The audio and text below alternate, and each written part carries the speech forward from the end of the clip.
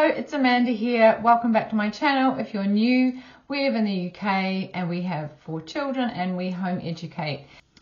I like to share what we're doing and what we're discovering along the way in case it helps some other families out there. So today I wanted to have a brief chat about folk songs, because anybody who has dabbled in the Charlotte Mason philosophy of education will have come across folk songs. And something that I see a lot of on different chat groups is people saying, oh, what do I do with folk songs? Does it really matter if I do them? How can I do it? And I'm just going to take a few minutes today to share with you why actually we've come to really value folk songs and how we do it in a way that is really easy. So folk songs falls under the category of music appreciation, and folk songs are basically just the songs of the people. They are songs that real people in real communities, in real places around the world sang. And it's a completely different genre to pop music or classical music.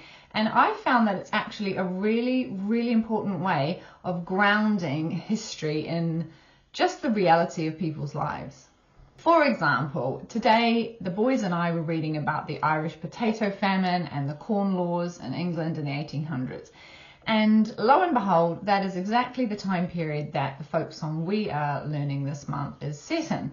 It's called The Fields of Athenry, and it is about a young couple called Michael and Mary, who are torn apart by the famine because Michael has to steal some corn to keep the children alive. He's taken to prison and he's about to be shipped off to Australia to the new colony in Botany Bay. It's a beautiful song, and it's also really, really sad. It's really easy for history to become a very detached thing or a very theoretical thing, and there's something about folk songs which just grounds it in the true stories of people's lives. I grew up in New Zealand, which is not far from Australia, and we all grew up learning the song Waltzing Matilda, or at least the chorus. And if you've ever watched the Aussies play any kind of sport, the crowd will often end up singing Waltzing Matilda. I didn't really know what that song was about, but since we studied it as one of our folk songs for the year, we had a chance to learn what the words actually meant and what the story is. And that's the thing with folk songs, they're all about telling stories. And I just think it's really, really valuable, and it doesn't need to take a huge amount of time or a lot of effort. Just got to say, if there's a funny background noise, it's probably a family of starlings.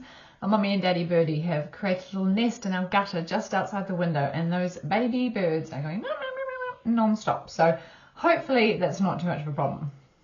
So for the first few years of home education, folk songs was a bit hit and miss in our home for sure.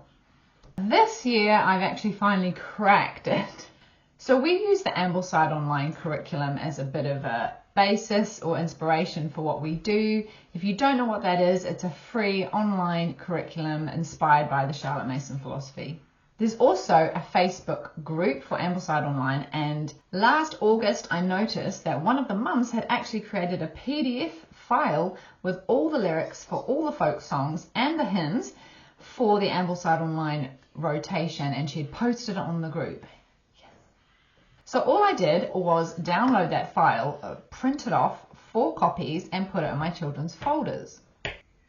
I've got a little folder like this for all the children for our kind of morning group time, and all I did was print it off and put it in.